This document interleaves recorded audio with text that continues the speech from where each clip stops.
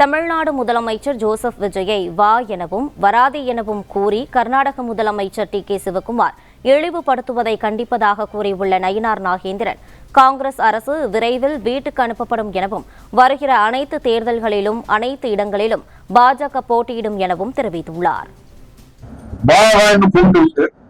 இப்ப நீ வராதுன்னு சொல்ற தமிழ்நாடு முதலமைச்சர் என்ன இழிச்சவாயனா அல்ல கேடு கட்டவரா? ஒரு முதலமைச்சரை பார்த்து வா என்று சொல்றது அப்புறம் வேண்டாம் என்று சொல்றால் உண்மையிலே தமிழர் இந்த முறையில் ஜோசப் விஜய்க்காக நான் வருத்தப்படுகிறேன். அப்படி சொன்ன கர்நாடக சிவகுமாரை நான் பாரதிய ஜனதா கட்சி சார்பாக நான் பலமாக நான் கண்டிக்கிறேன். என்ன தருணால் எம்முடைய முதலமைச்சர் ஜோசப் விஜய் எதிர்கட்சியாக இருக்கலாம், நீ வா என்று சொல்வது பிறகு வர வேண்டாம் என்று சொல்வது என்ன உடைய எலி விட்டு கிழிக்கிறையா? ஜோசப் விஜய் தமிழகத்தின் முதலமைச்சர் அல்லவா? இதைதான் நாம் விழித்துக் கொள்ள வேண்டும்.